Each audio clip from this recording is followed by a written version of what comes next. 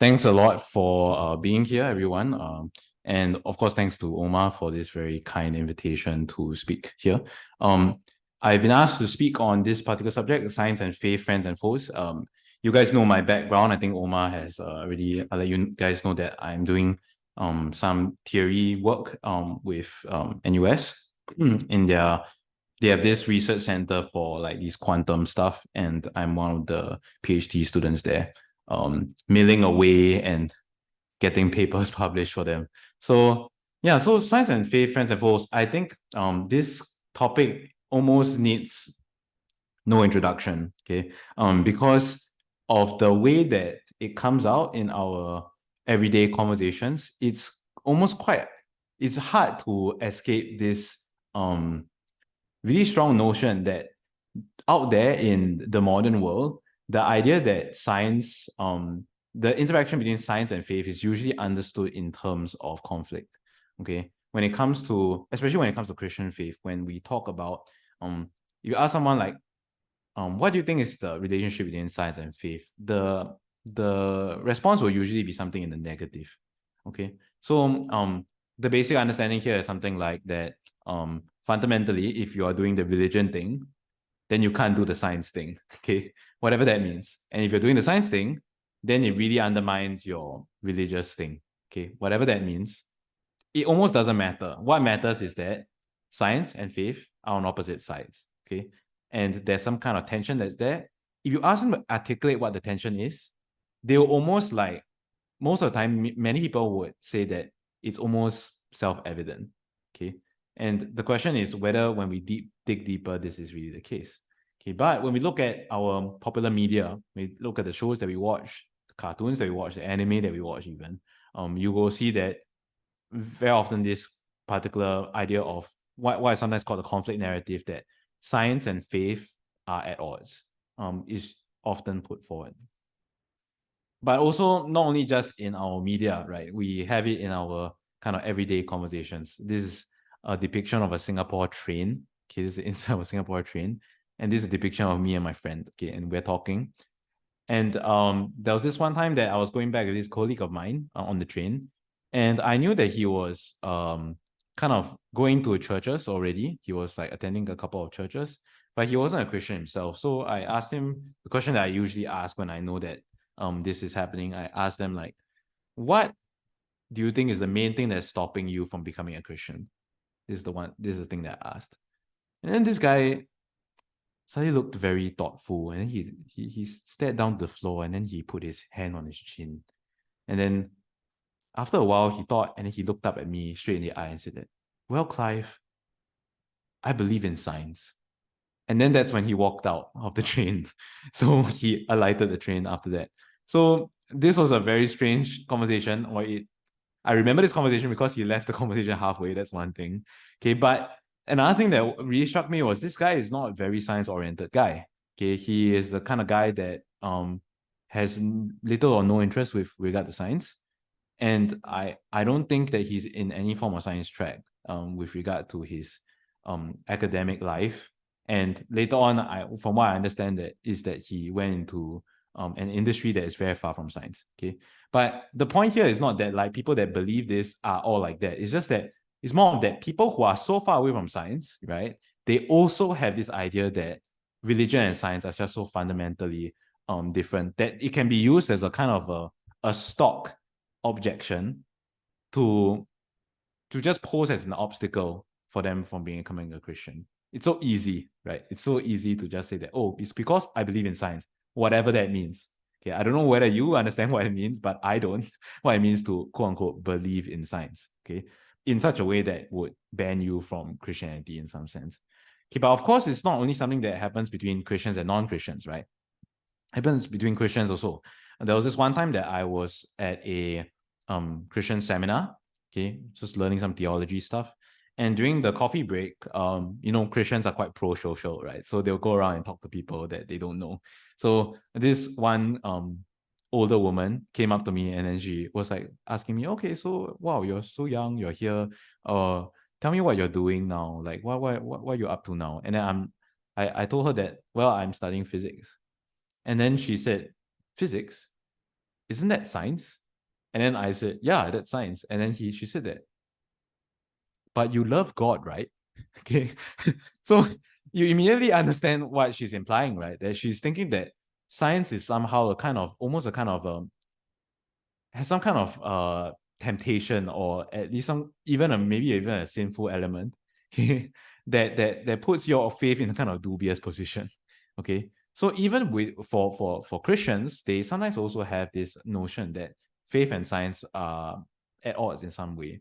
Okay, so let me quote this guy. This is a Christian philosopher. He says, many Christians have at least a vague impression that modern science is somehow unfriendly to religious belief. For other believers, it is less a vague impression than a settled conviction. Similarly, many science enthusiasts argue that religious belief constitutes a clear and present danger to science. Okay, so whether it's a vague kind of sense that, like, I don't think these things match, okay, or at least it's very hard to make them match, okay, or you just straight up think that they are full-blown intention. Okay, so this is the popular narrative. The popular narrative is that science and faith are at some kind of odds with each other. But for this particular presentation, at least what I'm doing here, I will try to propose that there is a more informed position that philosophers of science and also theologians take, which is to say that it's not so much as that science is at conflict with faith, but there is a kind of worldview that might be seen as something that co-opts science in some way that is fundamentally at odds with faith, which is something that we might call naturalism. Okay, some of you might have already encountered this phrase many times, this term many times, but provisionally what I mean by naturalism here is that the physical is all there is. There's nothing but matter and nothing but science. So it's very clear that this thing is at odds with Christian faith, right? Christian faith believes that there's at least one other entity that is not physical, which is God, and that God created the universe, and the universe is the entirety of physical existence. Okay, so that is in fact in conflict with faith. Okay, the question then is, what is the relationship between science and naturalism, and science and faith? What is the relationship between science, this project of science, and this worldview, or if you want to use the word dogma, about the idea that physical reality is all that exists? Okay, and then what is the relationship between science and Christian faith in particular? Okay, so this is how I will split up the talk. I'll first talk about the relationship between these two, science and naturalism, then science and faith. My kind of what I'll propose is that even though there's alleged harmony between naturalism and science, there's actually conflict between the two. And even though there's allegedly conflict between science and faith, there's actually harmony, there's actually concord between the two. Okay, and so with that, let me kind of just jump straight in. Okay, so the first reason why there is a conflict between science and naturalism is, and I put it kind of pejoratively, naturalism doesn't understand science. Okay, so let me kind of explain what this means. So what I mean by this is that naturalism extends science beyond its intended scope. Okay, so why? It's because naturalism, as the kind of idea that the physical reality is all there is, that there's nothing but matter and nothing but science, is kind of misunderstanding what science is saying. Okay, science is fundamentally only intended to answer descriptive questions about the physical. This does not then imply the existence statement that there is only the physical. Okay, one way to put it is that naturalism confuses a specific scope of knowledge with a universal claim of existence. Okay, so some of you might be thinking, okay, Clive, I kind of get what you're trying to say, but could you give me a story? And I'll give you a story now. Okay, so here is a marine biologist. Okay, and he, what he does is that, okay, I'm oversimplifying marine biology. Okay, but what this guy in particular does is that he wants to find out what kind of creatures are there in a particular ocean. Okay, so he starts lowering these nets down to the ocean, and then he just tries to catch as much a sample of the fish that are inside the ocean or creatures in the ocean. And these nets have segments of, like, let's say 3 inch by 3 inch. Okay, pretty big segments in some sense. Okay, and he finds that whenever he does this many times, thousands of times, let's say, and he finds that he has never seen a creature that is smaller than 3 inch by 3 inch. Okay, in one of these halls. And then he concludes that, therefore, in this ocean, there are no 3-inch by 3-inch creatures. So once we put it like that, we immediately notice that something has gone wrong, right? Why? Because fundamentally, they have already, with their method of investigating, they have already excluded such creatures. And therefore, you can't make the claim, the existence claim, that these creatures do not exist. Your method of investigation already excludes them as a first principle, right? So it's kind of like using an X-ray machine and concluding that there are no such thing as microwaves or radio waves, right? Okay, so the only way to then justify this is to say that, okay, Clive, you misunderstand me. I'm not saying that science is a specific mode of knowledge, therefore there's only physical things. I'm definitely not saying that. What I'm saying is that science is the only way to knowledge. Science is the only available mode of knowledge. Okay, once you make this claim, the problem is that that's self-defeating, okay? Because if it's not proven by science, this idea that if it's not proven by science, I will not believe it, that statement has never been proven by science. It's a philosophical claim. And so if you say something like, I only believe things that are proven by science, well, that thing is not proven by science, and therefore you have a self-defeating claim. So if naturalism inherits this claim, then it logically self-destructs. If it's true, then it's false. And if it's false, then it's false. Okay, so that's the first thing. The second thing is a little bit more involved, and I'll kind of invoke notions of free will and rationality. So let me kind of pass out what I mean by this. Okay, so naturalism, once again, is the idea that there's nothing but the physical. Okay, what is one kind of implication of that is that the soul doesn't exist, right? So the soul, like fairies and ghosts and, you know, anything that's supernatural, these things are kind of kicked out the ballpark. And what this then goes on to imply is that what usually naturalism inherits is physical determinism. Okay, and of course, one very plain way of saying it is that there's no free will.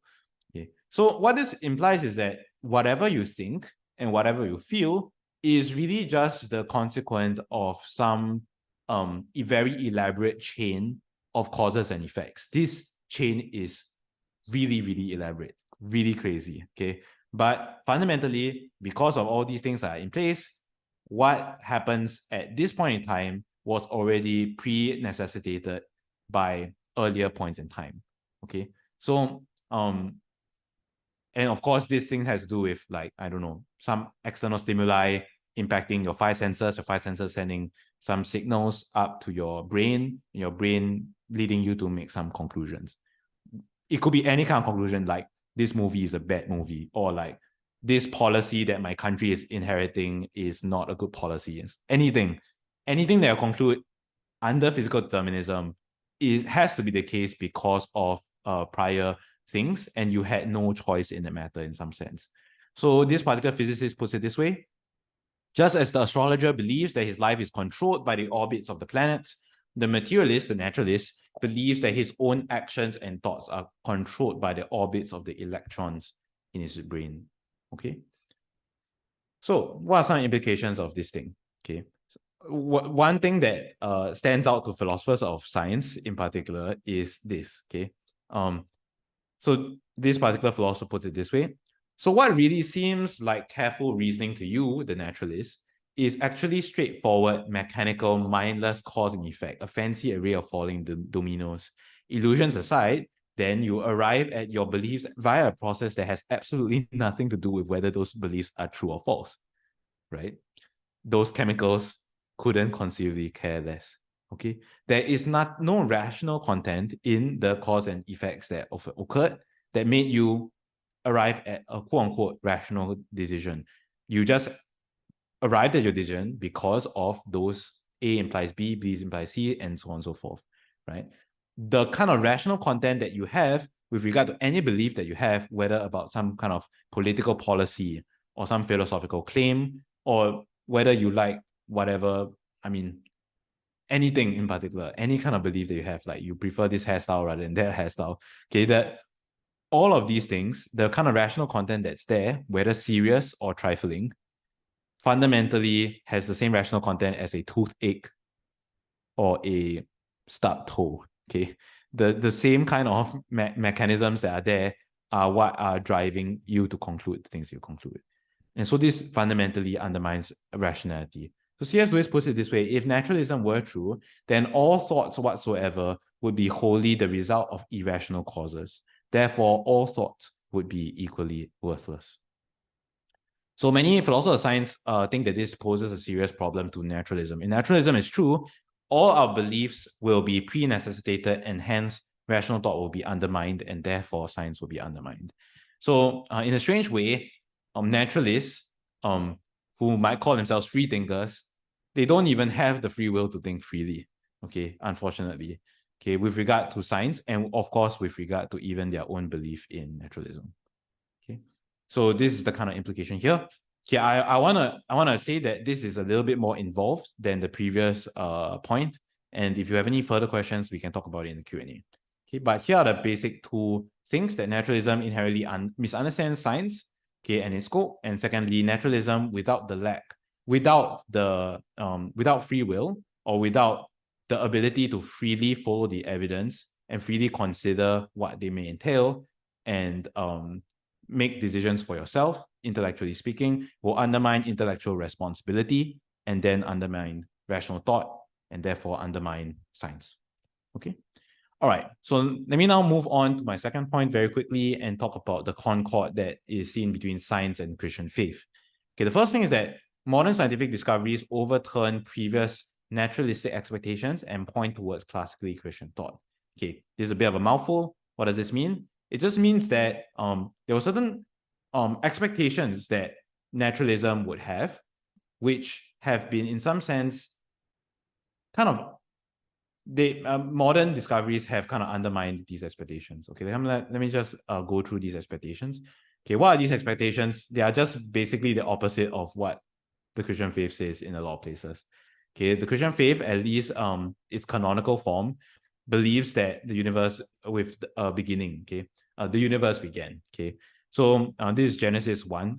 A kind of face value reading of Genesis 1 would make you conclude that the Christian worldview believes that the universe has a beginning. The naturalistic expectation was that the universe would not require a beginning, that the universe is past eternal. The universe just exists, and that's all, as Bertrand Russell might say. Okay. The second thing is that the canonical kind of version of the Christian faith would have us think that God, when he created the universe, had at least some anticipation of intelligent life. We may not be the center of the universe, okay? We may not be the only reason why the universe exists, but it seems that some kind of sentient life coming along would be part of God's plan, okay?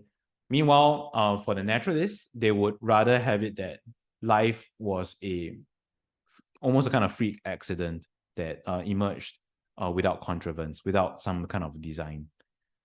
And lastly, okay, at least for like say the Catholic version of the Christian faith, the kind of OG version of the Christian faith, it would be really, really friendly towards that notion of free will and the soul. Okay, so with regard to that, naturalism would propose a universe of clockwork determinism against notions of free will and the soul, which were very Catholic or very Christian in thought. So what happened with regard to the modern kind of things that come in from the modern discoveries? Well, I think some of us are already familiar with some of these. The first one is the Big Bang, right? Because of the redshift of galaxies and the Einstein's general relativity theory, there was very strong evidence that the universe had a kind of a beginning. Okay, when that occurred, when the Big Bang model was kind of proposed at the start, there were a lot of alternative past eternal models that were proposed by atheists in response. Okay, but that all went to the proverbial garbage can because of the microwave background radiation that was discovered on accident. Okay, if you want to know more about that, we can talk about it in Q&A. But as it stands, most physicists now believe, at least with regard to our universe, they modeled it with this kind of standard Big Bang model in terms of cosmology. The second thing is that there's this thing that has become more and more of a glaring puzzle, okay, for physicists, which is sometimes called fine-tuning. So in our physical laws, there are certain kind of constants that are just there that cannot be derived from other laws. For example, the gravitational constant in the gravitational law. Okay, these things take a certain kind of value, and why they take this particular value is there's no kind of explanation that you can give for that. It's just there. Okay, so these physical constants seem to be a problem because they seem to be extremely quote unquote fine-tuned. If you kind of change the gravitational constant by like 10 to the power of negative 60, either increasing it or decreasing it,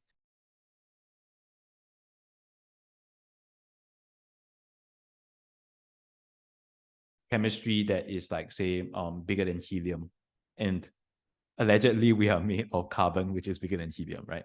So meanwhile, if you make it a bit too strong, okay, just by 10 to the power of negative 60, too strong, just by hair's breadth, then the universe will have collapsed back into itself and never gone beyond its inflationary period.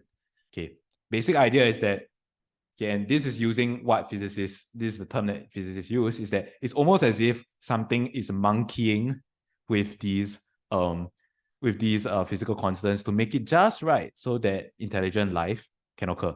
Frankly, it's actually to allow higher chemistry to occur, okay, and therefore a life forms of self-replicating life to occur further down. If you do not have this kind of fine-tuning, we'll be stuck with a universe full of subatomic particles or things that are barely bigger than hydrogen. Okay. And of course, for the universe without free will, or a universe with clockwork determinism, particularly friendly to like the Enlightenment thinking, the issue is that further down the road, we had quantum mechanics, which came in and at least opened a door to some form of free will, or at least said that the door that determinism supposedly shut can now be reopened, okay, by virtue of the intrinsic randomness that quantum mechanics has. Okay, so with all that said, the basic summary is that major discoveries in the modern science have been in concord with Christian theism, overturning naturalistic expectations. And so in some sense, these kind of discoveries are very much in harmony with regard to the Christian faith. Okay, but with that said, let me kind of zoom into what I should be really talking about when it comes to the talk that is called Science and Faith, Friends or Foes. Whether Christian faith, when understood biblically, is in fact harmonious with science. So this is my last point, and then I'll conclude. Okay, firstly, the faith in the New Testament comes from a Greek word, and this Greek word literally just means being persuaded that something is the case. Okay, it doesn't need to carry any sense of anti-intellectualism or irrationality. In fact, we do use the word faith in the way that the New Testament authors use the word sometimes in English. So if I see my sister studying very hard for her math exam, right, and I know that she has always been passing her math exams, and one day she comes up to me and says, "Well, Clive, I'm really stressed. I think I'm really going to bomb this one. Integration is very hard," or something like that. I can look at her and say that I have faith in you, right? And why do I say that? I don't say that because I don't have any evidence. I like all my knowledge tells me that she's going to fail, so I say I have faith in her, right? It's really the direct opposite, right? It's because of what I've seen, I put my faith in her, and I tell her that against your imagination, I have faith in you, right? So that is the point that is being made.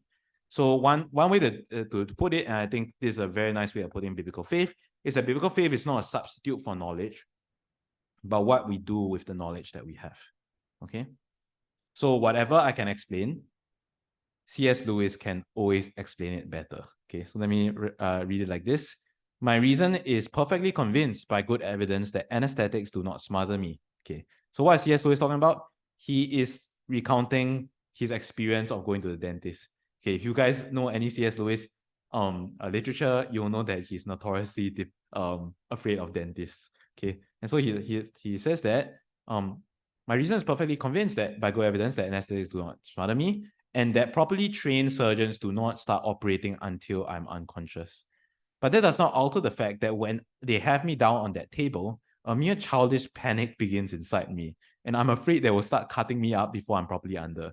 that they're gonna start like, sawing into his teeth before he's like completely unconscious, right? He's really afraid of that.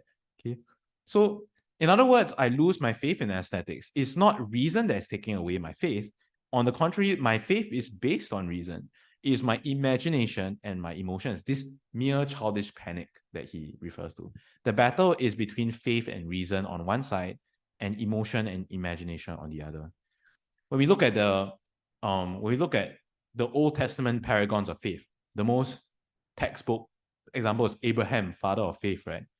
Let us be reminded that Abraham is probably the guy that had the most debates with God. Okay, he is constantly asking God questions. In fact, we might even feel that sometimes he asks too many questions. Okay, but Abraham asked many questions. Like Sodom and Gomorrah, 50 people can, 40 people can, 30 people can, right? Ishmael and versus Isaac. Why can't I just stick with this Ishmael guy instead of this random guy that I haven't even met, right? Why can't he bear your covenant, right? All sorts of questions. Abraham is constantly talking to God about his doubts, about his questions with regard to God's judgment and his character. And yet we call him Abraham, father of faith. Why? Right? Well, maybe it's because actually, according to the biblical worldview, when people ask questions, it doesn't mean that they have no faith. Okay, it may be really because that when people gain knowledge about God through questions, through faithful investigation, that they grow in faith, right? This is the kind of Christian faith that we have. There's also the kind of quote unquote anti-intellectualism of the Bible, okay, that we're told that brothers and sisters do not be childish in your thinking, but with regard to evil, be childish, okay, be infants in evil, don't do these things, okay, but in your thinking, be grown-ups, be matured. And of course, there's the greatest commandment for us that includes that we have to love the Lord our God with all our mind. Okay, so yeah, and Tim Mackey from the Bible Project has this very nice line that faith always begins with reason and ends with faithful actions. Okay, and one last point before I close is that frankly, the one of the key issues that this idea that science and faith are in conflict with each other is frankly that science emerged in the Christian West. Okay, that's I think a glaring issue that anyone that wants to posit that Christian faith and science are at odds, they'll need to explain to us this historical fact that the kind of version of modern science, the kind of version of like, I just want to find out how the world works and put it in a mathematical equation. Okay, this kind of science didn't occur anywhere except in the Christian West. So Alvin Plediga says, empirical science originated and flourished in the bosom of Christian theism and originated nowhere else. Some have found this to be anomalous. Bertrand Russell, who famously wrote this book called The Problem of China, okay, it's not a very politically correct title, okay, but in that book he was talking about how, okay, since the Christian church is so repressive towards science, right, why didn't it emerge earlier in China, right, which didn't have Christianity that would hold it back in some sense. So this was one of the things that he was puzzled by, and he had to just admit that he can't explain it. The fact is that Christian Europe is what fostered, promoted, and nourished modern science, and that's why some physicists call modern science a legacy of Christianity. Okay? So this is why historians of science from all stripes, whether they're atheists or Christians, concede that the sort of modern mathematically formulated science we find in universities today emerged in the Christian West. Like it or not, the conflict narrative flies in the face of this bare historical fact that the Christian cultural mindset, for some reason, nurtured modern science. Okay. And I think if we think about it hard enough, it's not that surprising, right? When we think about it, if you believe that the creator God of the universe, okay, who is extremely good and extremely, extremely smart, created the universe good and was so loving to you that he sent his son to die for you and risen him from the dead, why wouldn't you think that studying the universe would be a form of praise, right? So it seems that in some sense, when we think about it, the Christian narrative is in fact very conducive for science because of the bare fact that science can be a venture of gratitude and praise towards the creator that the Christian worldview believes in. Okay, so with that said, I end my presentation. Okay, there are certain questions that you might be wondering, like why didn't I mention anything with regard to that? That's because I had to pick and choose. Yeah, and if you have any questions with regard to that, we can talk about it in the Q&A. Thank you. Okay, so Denver raised his hand. Right. First of all, I would like to thank you for your presentation, Clive. That was very clear to us. So, I'm not sure if this is the specific field that you're working on, but I just would like to ask with regards to the current state of the science in terms of the beginning of the universe, because as we know, there are a lot of models that are being presented that try to show that there's no beginning for the universe. And also, how do we determine which questions should we answer using science and versus other methods? For example, previously, would like to think that organisms are created by God directly, and then here comes the theory of evolution, and so we try to answer that using science, right? The theory of evolution. And right now we still have the question on the origin of the universe, and us Christians tend to think that the answer, of course, is a transcendent God, but then there are scientific proposals that try to show that we are going to answer it using science. So how do you comment on that one? That's a great question. So I think your question has two parts, right? There's the one thing about essentially certain cosmological models, basically, what's the current state with regard to that. And then there's the other one with regard to a much more, I want to say, deeper question about, like, in some sense, like, when do we use science and when do we not do that, right? Okay, so those are, yeah, so the second question in particular is a very deep question. So I think what I'll say for the first thing is that when it comes to cosmology, personally, I'm not really in that field. In fact, it's kind of hard to even make out what they're doing there. Okay, in cosmology. Frankly, so even Stephen Hawking, when I think he was asked, like, what is cosmology? He says, like, it's basically a kind of religion for intelligent atheists. I think that's what he said. Okay, and the reason why is because actually the tools that are often used in okay, and in particular, we're talking about cosmogony, okay, the creation of how it starts or what fundamentally explains the universe. When it comes to these things, it gets really fluffy fast, like how they justify their ideas. You are really strained to understand what it means. You can kind of think of them as like self-consistent models that attempt to explain or give some sense of like how the universe works, or how can we get a past eternal universe. And I think that when the project is like that, I personally find it not very helpful. There is forms of cosmology that are a bit more helpful, like they're trying to explain the early inflationary period, which is something that we actually have empirical evidence for, and so they're trying to explain that. But when you go further back beyond Planck time, for example, right, it gets really, really iffy fast. Okay. What I will definitely have to say in response to that, also what I just said is my personal opinion. Okay, it's not really something. I'm just saying that, like, it's kind of iffy, like whenever they say these things, and like it goes either way. Like everyone can have a favorite cosmological model, just out there, and who is to say that that one is better than the standard model? Okay, who's to say? Okay, two things that are actually something that is worth talking about. There's this thing called the Burke-Vilenkin theory, that is a kind of a mathematical theorem that shows that you can keep going back and like postulating multiverses and whatever you like, but at some point you'll need to postulate a t equals 0. Okay, you need a kind of like kind of head end to your cosmological model at some point. That was something that was pointed out by Burke and Vilenkin.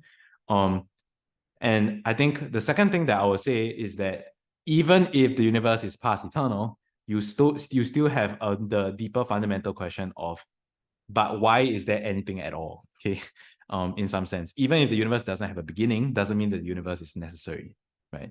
So this one would then invite in the question that Leibniz put out, which is sometimes called the contingency argument, that is talking about something more fundamental, that even if the universe is past infinite, why is there anything at all?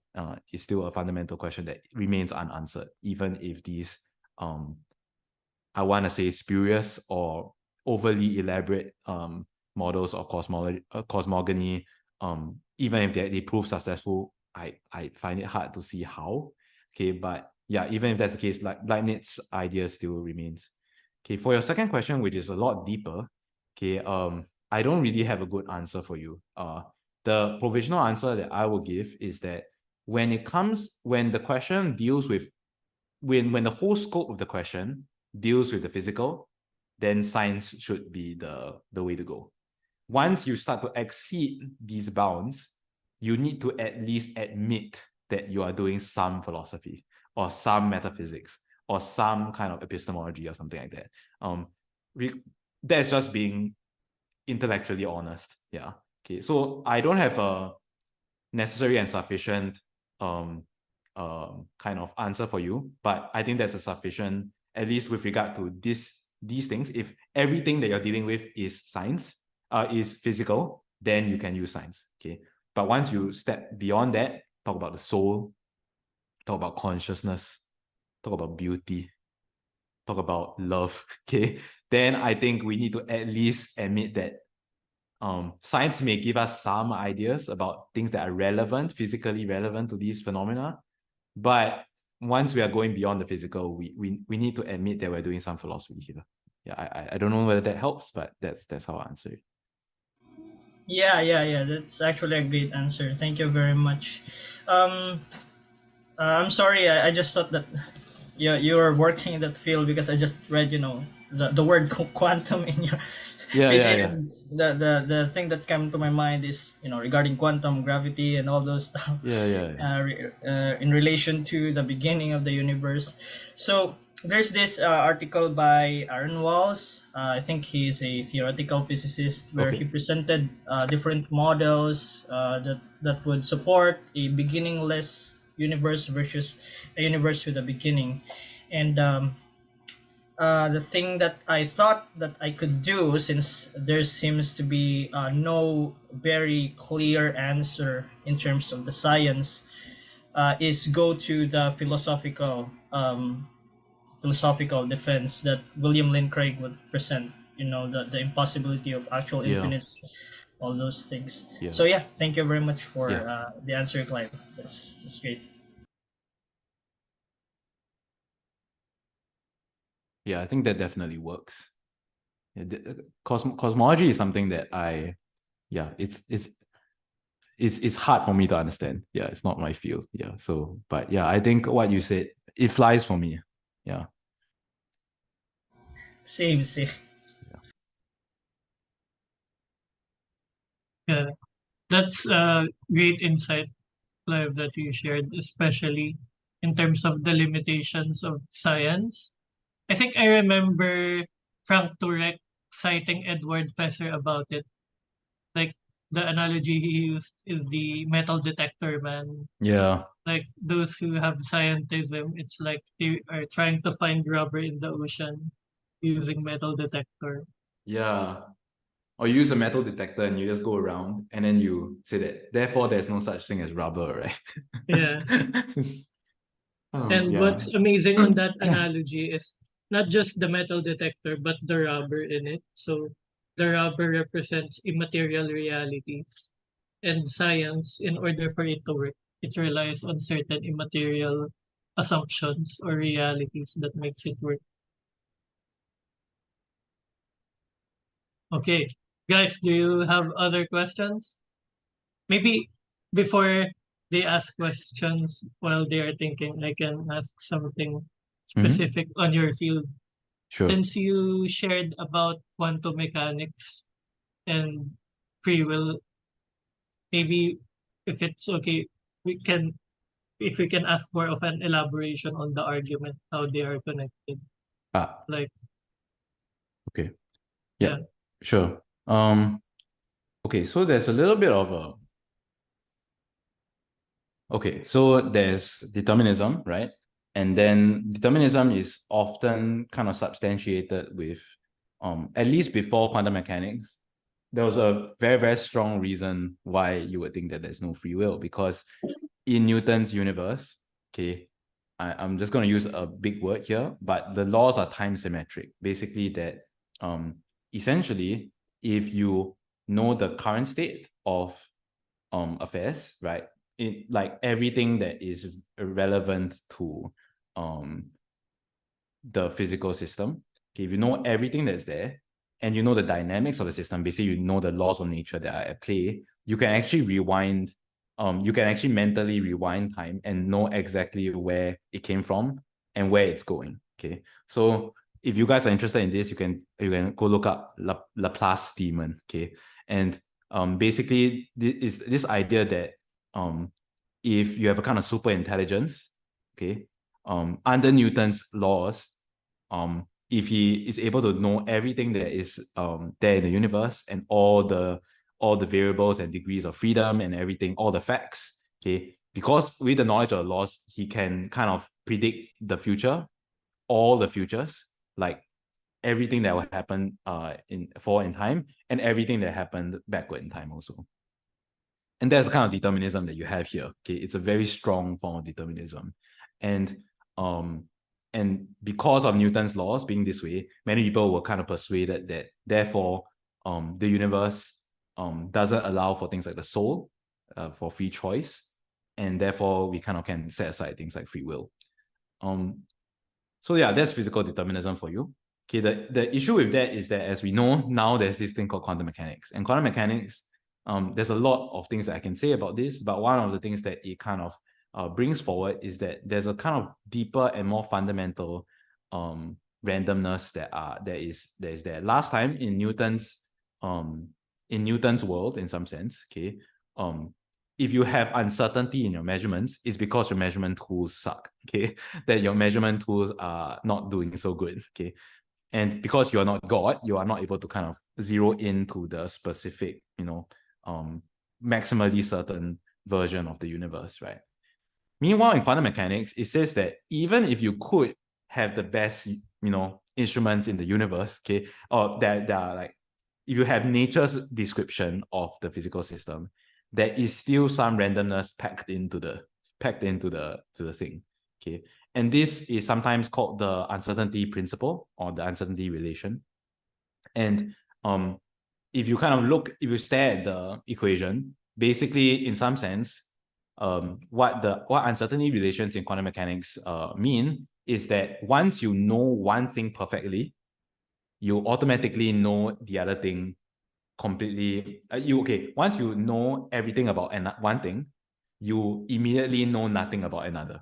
Okay, once you know position completely, you know nothing about the particle's momentum. If you know the particle's momentum completely, then you know nothing about its position. Okay, so this is a very, very, and by the way, this is not just for position momentum. It goes much, much deeper with regard to any kind of quantum degree of freedom, like magnetic spin, the polarization of photons. I'm using all these science things, but I'm just saying that in the universe, it's embedded into the universe. This kind of uncertainty is embedded. And once you have that, you can at least open the door towards free will. Okay, I want to say something very quickly. Does quantum mechanics imply free will? The answer is no, it does not imply free will. Because imagine that your choices are determined by quantum mechanics, that would be hell. Okay, that means that somehow, like the electrons in your brain, like depending on the wave function, that how it collapses, that is how you decide things. Okay, it's like kind of me, like let's say I have a quantum particle in a box, and whether I measure it going spin up or spin down, these are just different states. You can kind of think of it as a coin toss. Okay, this is a fundamentally random thing. It's like a fundamental thing to the universe. It's really actually random. And when it spin up, I punch my sister. When it spin down, I give her candy. Like, how is that free will? Like, that's not free will, right? So, but quantum mechanics opens the door for free will. You get what I'm saying? So even if your if you're a naturalist and you say that, I have quantum mechanics now, I have free will, I'm a bit dubious about that, right? It seems that it's only when you have quantum mechanics opening up, at least denying Laplacian determinism, this kind of very strong Newtonian determinism, then you can bring in notions of the soul and notions of free will. But quantum mechanics alone, it still seems kind of dubious. I can actually read you guys a quote from this physicist, Stefan Emba. He says, "To be subject to random disturbance is not freedom, but a kind of slavery or even madness. Merely introducing an element of randomness into the operation of the brain, therefore, is not enough to explain free will." Okay, what you still need is some extra. Okay, but the good thing is that with quantum mechanics in the picture, at least the door is open. Okay, at least that possibility is opened up to the Christian theist. Yeah. So I could go on a lot more about this, and there's a lot more nuance when it comes to quantum mechanics, but that is my kind of layman explanation of it. Well, I'm happy with the distinction. So you made it specific that it does not necessarily prove that there is free will, but it opens, or it points it points to the possibility of it. Yeah. So it's more modest.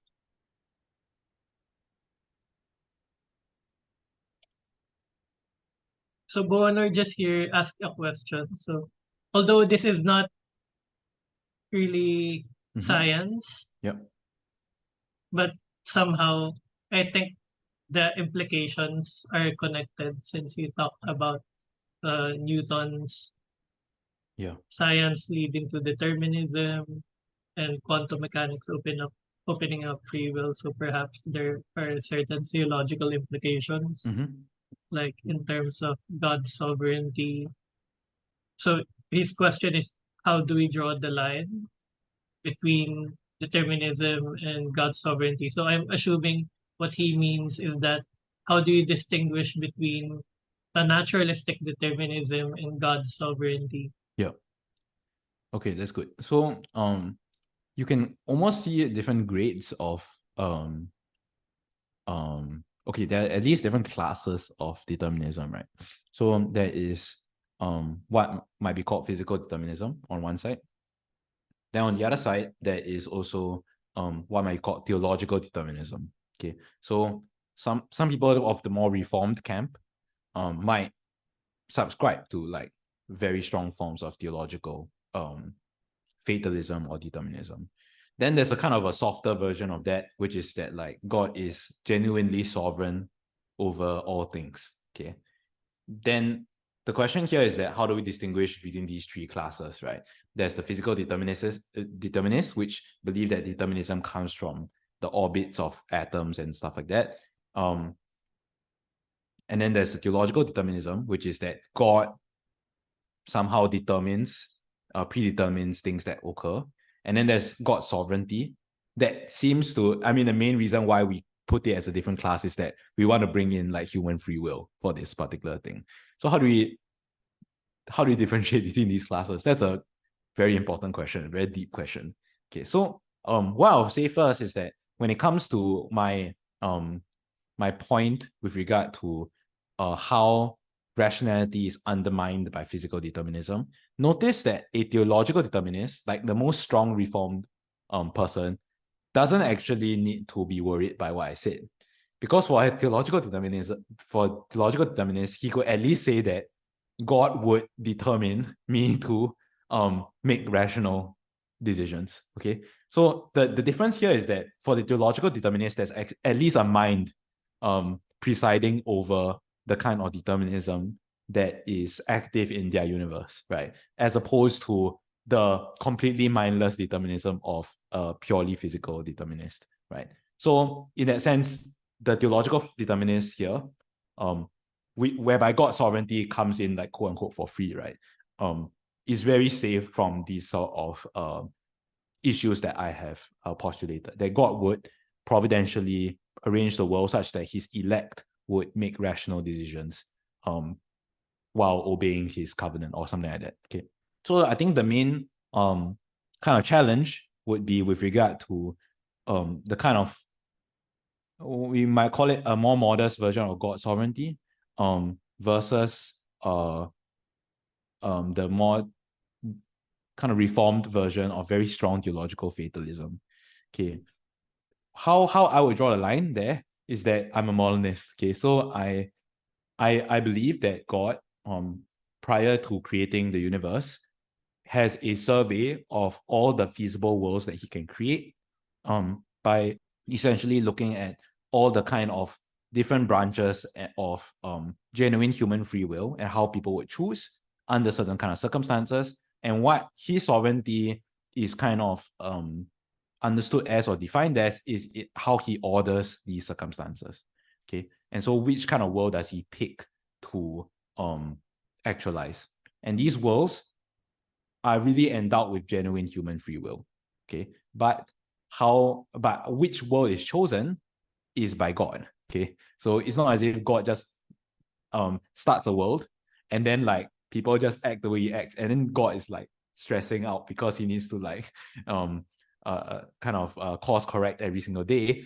But basically that he, before creating a universe, he already kind of surveys these worlds and he actualizes some given world. Okay, not every Christian needs to be a modernist. Okay, there are a lot of other options, but that is how I understand it. The way I draw the line is with regard that humans are genuinely free, and God's sovereignty is understood in terms of how he acts with regard to his knowledge about the feasible worlds that are live because of how people act with their free will. Yeah. So that is my kind of very, very short answer to that. I think there's a follow-up question. Yeah, he asked like about the Act 17:28. In him we live and move and have our being, as even some of your own poets have said, for we are indeed his offspring. So he asked, how do we reconcile this verse to determinism?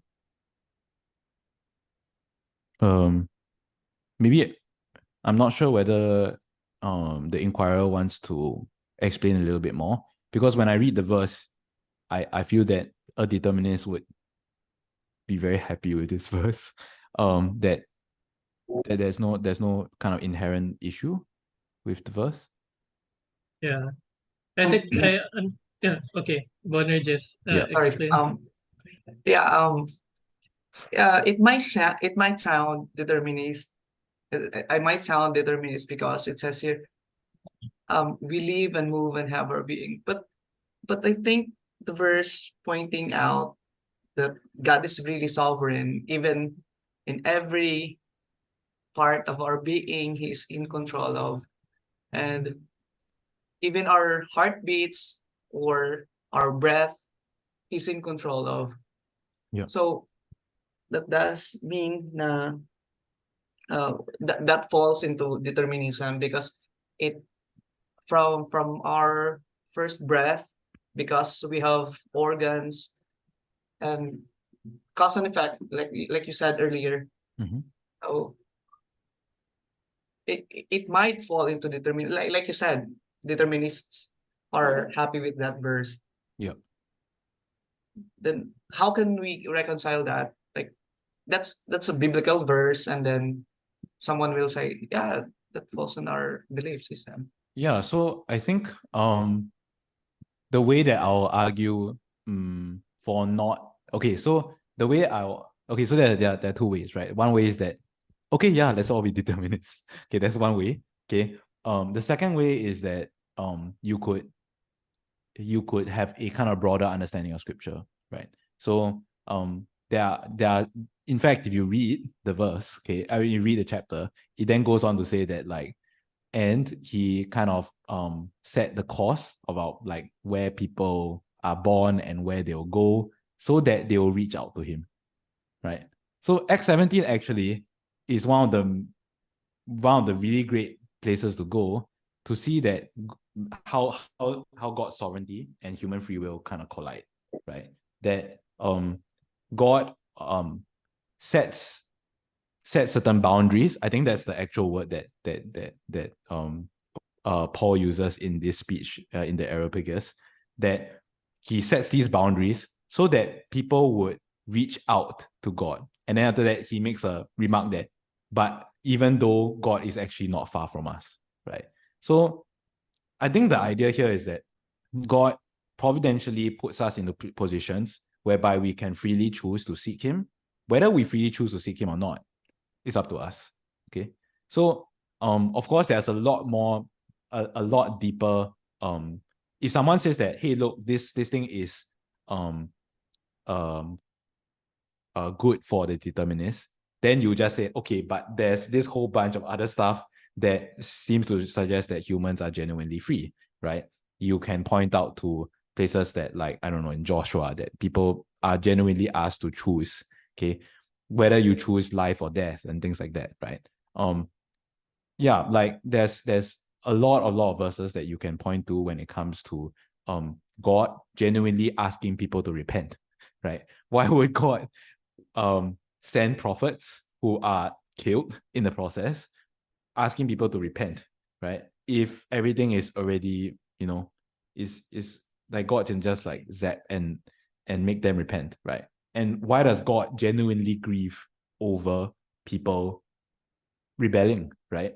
Okay, it seems that God genuinely honors the freedom of the will. So yeah, I mean, there are certain verses that when taken out of taken in silo would be something that the determinists would be very happy with. And for us who affirm both God's sovereignty and human free will, we're gonna say that, yeah, that's the God sovereignty part, right? Okay, but if someone is so severe with regard to theological determinism that they obscure the passages that seem to genuinely suggest that there is human free will, then I think we will just have to show them those scripture. So yeah, I agree that when looking at this verse, someone that is determinist will be very happy with it. Okay, but of course, this is not the whole Bible, right? We have other places that we can look to, and as I said, the rest of Acts 17 helps a lot in this sense. Yeah, I hope that helps a little bit in your understanding of the thing. I think that's a good insight to show that when we mean determinism, that it's like the naturalistic kind, it does not really reconcile with this. Since, of course, we know that God, we live because of him, we are able to move because of his sovereign will, a certain way, how he designed our being. God decided that.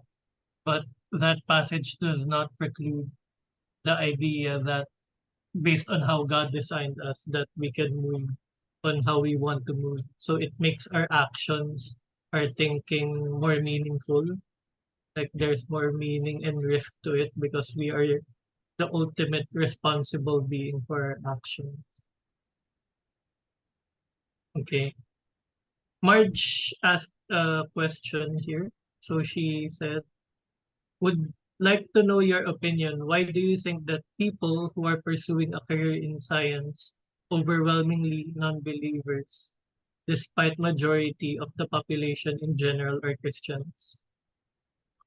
Okay, that's a great question. So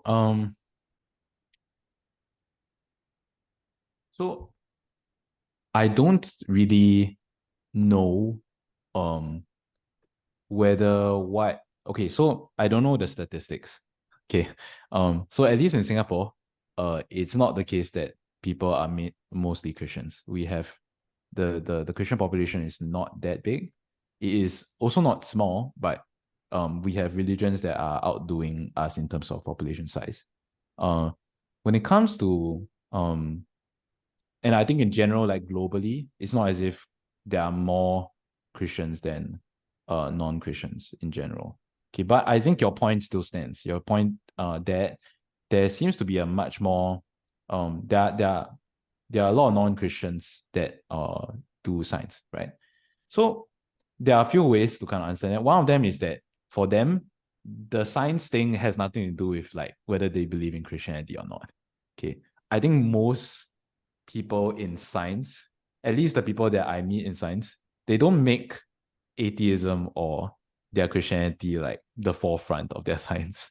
Okay, in fact, this is very, very, very, very, very rare. Okay, we don't talk about philosophical things in the context of our scientific work. Yeah. Okay, so that's one thing that needs to be pointed out, that and also many of these non-Christians, it's not as if they are like hardline atheists, right? Many of them are just, they are doing science because it's a job. Yeah. Okay. And I would like to also say that many of them do find that the reason why they pursue science is something might have come from something much deeper. But what I find is that many people, as they kind of do science more, sometimes they forget about this particular aspect. For those who do cling onto it, those are the ones that we do have very good conversations about. Okay, so why? So maybe to understand the question better, is the question something like, why do non-believers do science? Or is it like, maybe if I could get more insight into the question, then I will be able to answer it better. Yeah. Sorry. Actually, it's not really like a question that demands a definite answer. Yeah, because it's more of like just getting to know what's it like from your experience as someone from the field of science. And I think you did answer the question well. Yeah. So honestly, it's like one of the few times that I've talked or actually met like a real scientist. Okay, okay. Because like most of the scientists I would say that I encounter are those that are really vocal online, and majority of them I guess are really hardline anti-religion or anti-Christian. Yeah. At least in the online sphere, and I guess most of them also are Western. Right. Yeah. Western settings.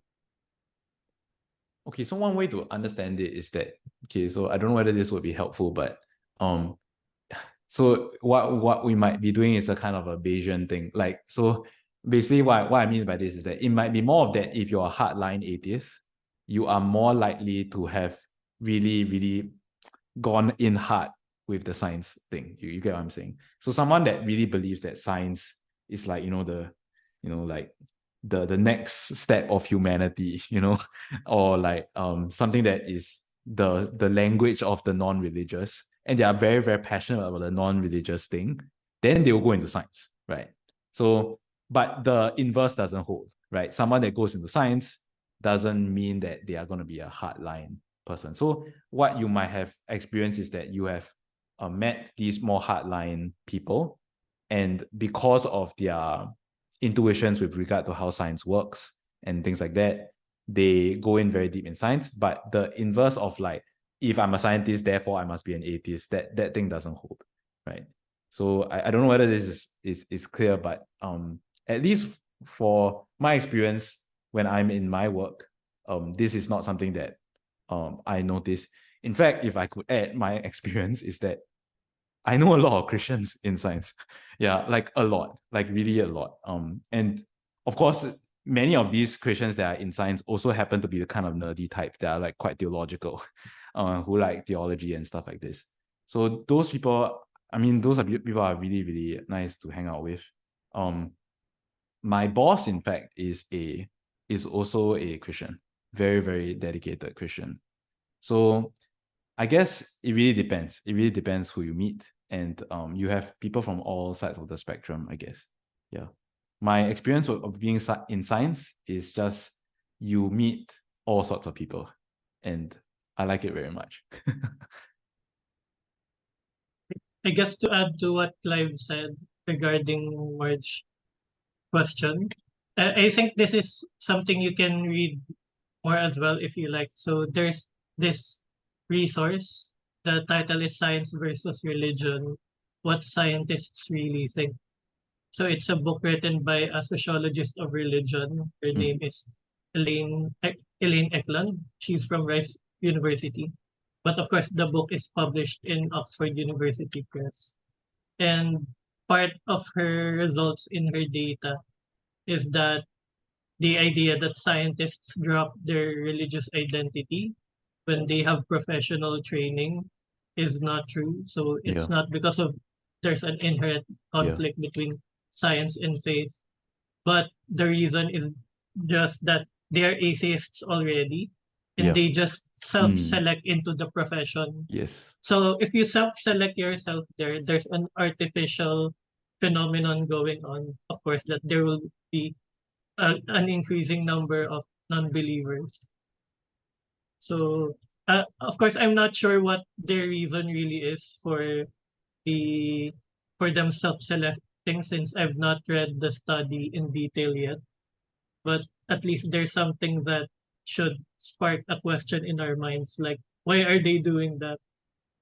Since of course, as Christians, if there are people in the sciences, we should not be shy as well in taking science courses. Yeah. In fact, I think I read somewhere that so when it comes to like a change in like religiosity, okay, going like if a Christian goes into a science track, they come out a Christian most of the time. Okay. And likewise, if you are an atheist or a non-Christian, you go into science, you're gonna come out the same. Okay. But if a Christian goes into the arts, like it actually diminishes. So like a Christian going into the arts actually has more things to worry about than a Christian that goes into science. Yeah. And I think that's not particularly surprising once you have seen both sides of the situation. Yeah. But yeah, I think what you say is definitely right. I think what is happening here is that there's a kind of inversion here, like and the reason why is because people who are already irreligious or anti-religious will self-select into the sciences. So it's that the causation is not science causing atheism. It's actually atheism causing this self-selection into science. Yeah. So that might be the thing that's happening. And of course, people who are in science doesn't imply that they are atheists, right? You have all sorts of people. And I think the majority of people who are in science are just there because it's cool, or they like it, right? Or it's a job, right? It's not particularly a philosophical reason for being in science, especially if you're in experimental, right? They are just there to like make the new thing. It's very cool to make the new thing, so why not? Okay. While you were speaking, Clive, I just had a sudden personal question. I think it's more of like an encouragement from you for students who are thinking in pursuing a science profession, or if they are there already, since maybe they are influenced by like the hardline atheists that Marge told, that like there's a conflict between science and religion. So like how can they glorify God while they are doing their science, while they are doing that kind of work? So I think this could be something that can encourage them to go further that route.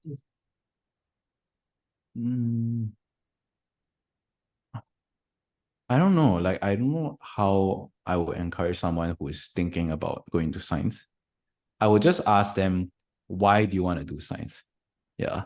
I think it really depends on who I'm talking to, right? For me, the reason why I went to science was actually it's kind of a strange story. I think I've told you, but like when it comes to how I went to science is because in Singapore we have this thing called national service. So all the guys that reach around 18, we need to serve the army, okay, or like some kind of force in the various ministries in the Singapore government. And when I was serving my army days, I spent a lot of time kind of thinking about my faith. And that was when I got really into theology and science and religion. And so when I went to science and religion, then I got very interested in philosophy of science. And then I got very interested in physics in general. And that's why I was actually going to engineering. But because of the 2 years of military service, you get to like change your uni application. And so I changed it on my last year to physics. And that's how I ended up in physics.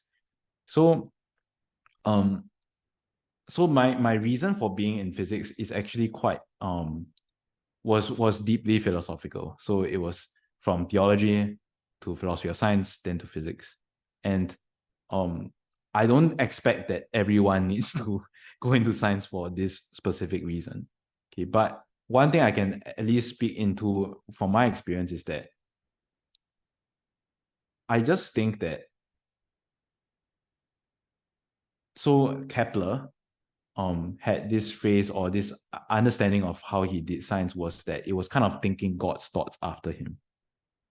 And I know a lot of physicists that are Christians that don't resonate with that, but I resonate with that a lot.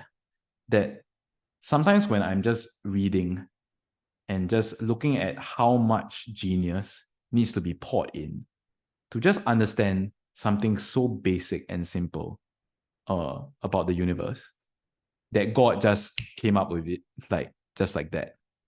And how much effort it needs, like an entire global community to put their heads together, and we still get it wrong so often. I think to be part of that process that is just trying to approximate the genius of that is left over by the fingerprint of the creator. To me, that is like something that is almost like a hymn. It's almost like worshipping.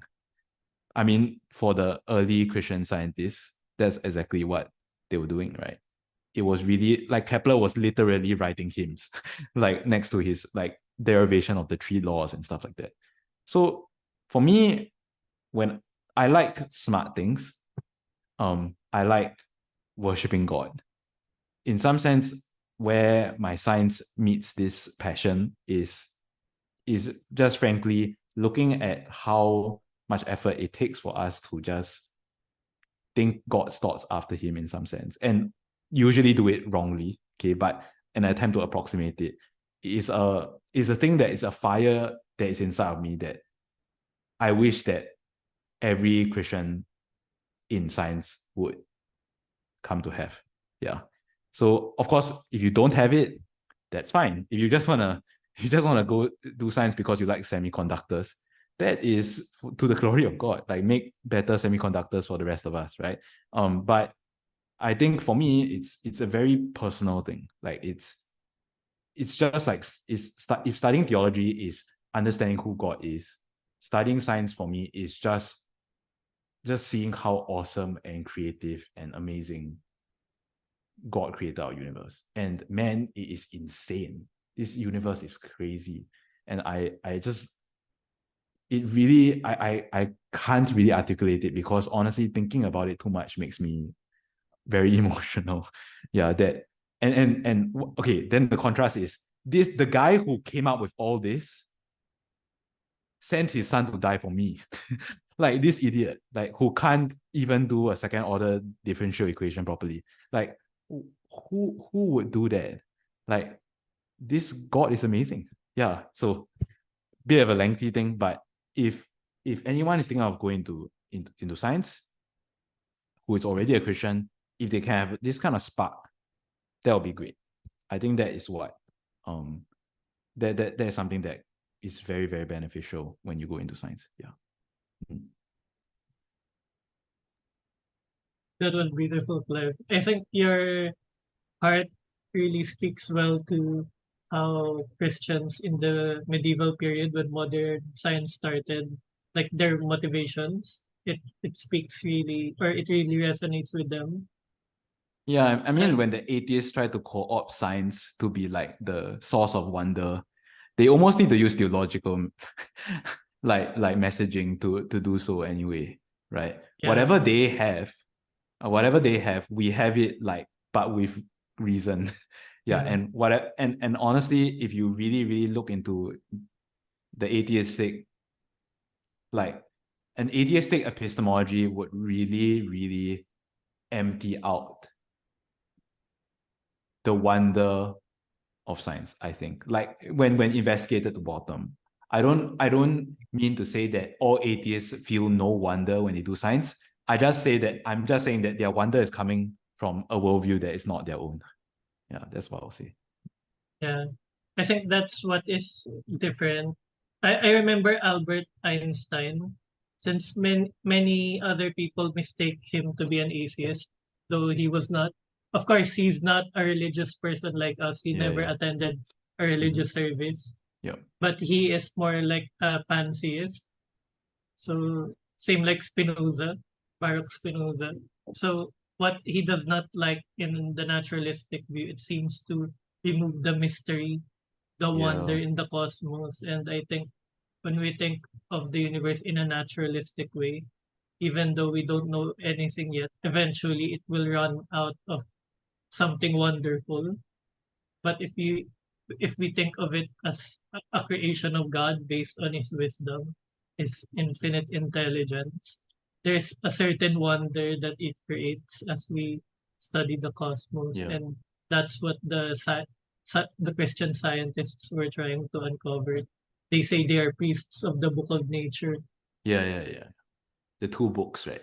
And stuff like that. Yes. Yeah. Yeah. So I think Bianca raised her hand. So maybe this can be our last question. So, since yeah. I think my question is also a good closing question for the discussion.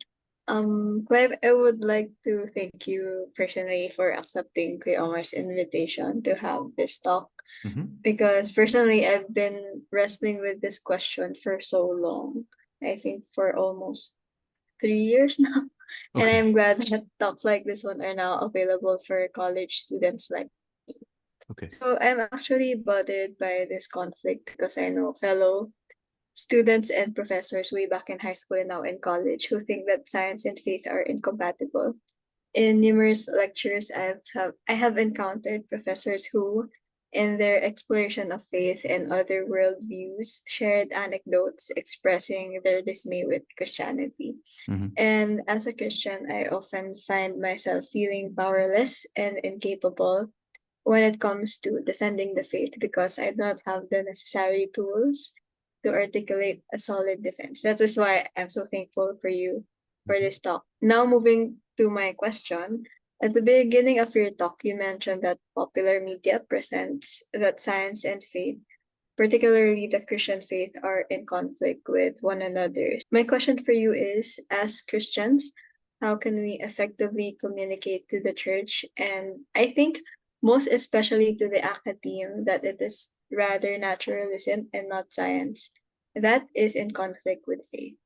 Thank you. So,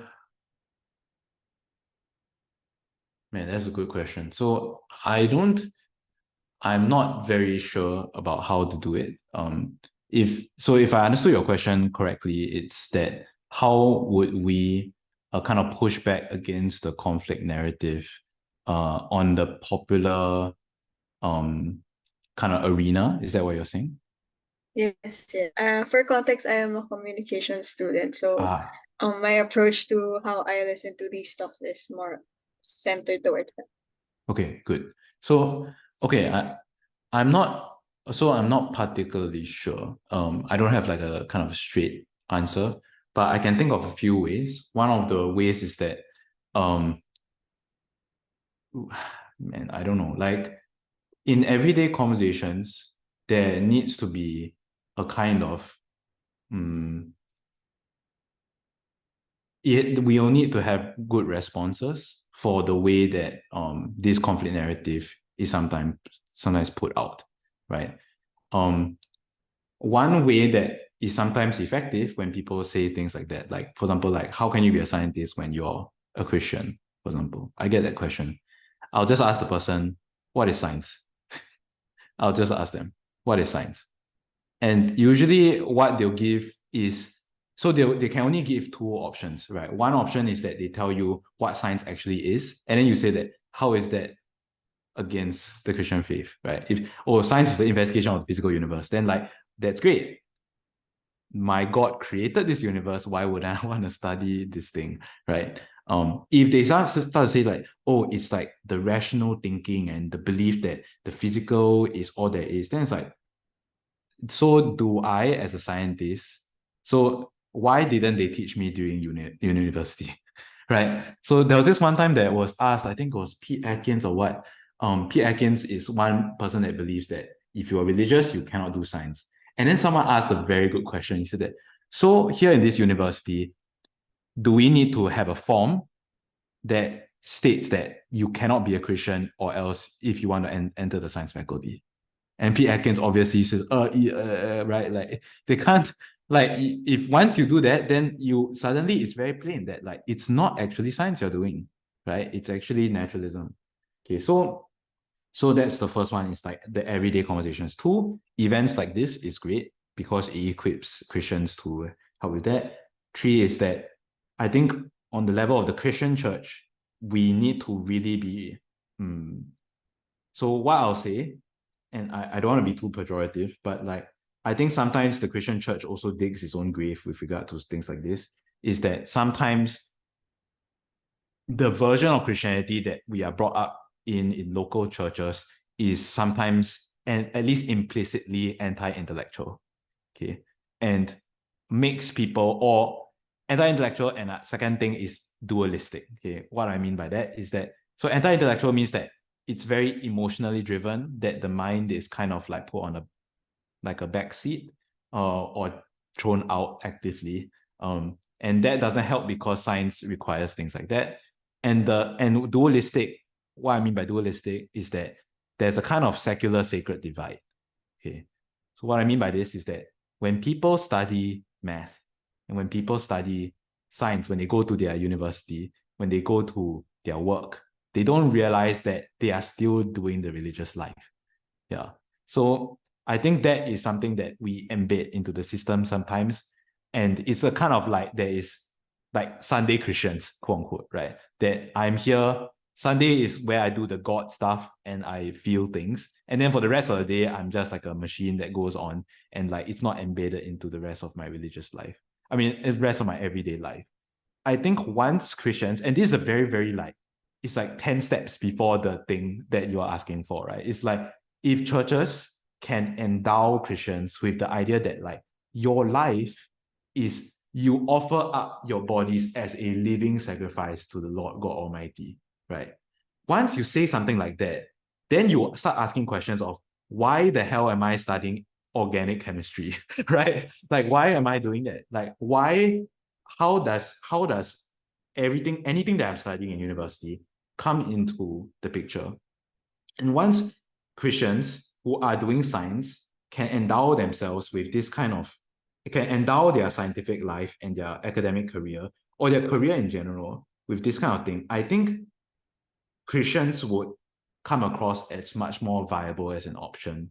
And the understanding that it's not just like, okay, science is my Monday thing, and then my Bible stuff happens on Sundays. Like, that's not the way that we want to operate. And once people see Christians that are like that, I think they would automatically, even like ambiently, realize that this idea that science and religion are at odds is a no-go. And you almost like don't even need to say anything. Like, it's just the way, like, you are talking about science at one moment, and the next thing you're talking about like God, and you're talking about like whatever. And it's so natural to you, it just passes through you so naturally that people just believe that like, because there's this person, I can't believe that science and faith are at odds. Yeah. So I think that is the ideal situation. And then they'll start asking you questions, right? Like, how can you, and then you can start answering them. But once it's viable like that, then it's helpful. So I've given you like two main things. One is like the conversation stuff. The second one is like much more like 10 steps before, right? It's a much more deep in the philosophy of how we do church that then embeds the Christian atmosphere in a city, right? And this is very, very deep. And it's not something that can be executed by one person, but it is executed by a community of individuals. Yes. Yes, thank you for answering in a way that when you said that we can tackle questions and topics like this in an everyday conversation. I think the better approach is journeying with the Yeah. questioner and questioning the questioner instead of spoon feeding them with answers. And also, I like what you said, that if students can comprehend and take so many so much of their time studying science and math Yeah. during weekdays. I think they're also capable of studying topics like religion and faith and naturalism. I think they have the mental capacity to comprehend that. And I also would just like to tie this back to what you said a while ago, that Abraham asked a lot of questions, Yeah. but Yeah. the Lord listened to him. And I think as believers, we should do that to fellow believers in order to edify the church more. So I'm just blabbering at this point, but thank you for Good. accommodating my question. Sure. Thanks. All right. So thank you so much, Clive, for your time. And even though you're kind of sick, you still are with us and spent your time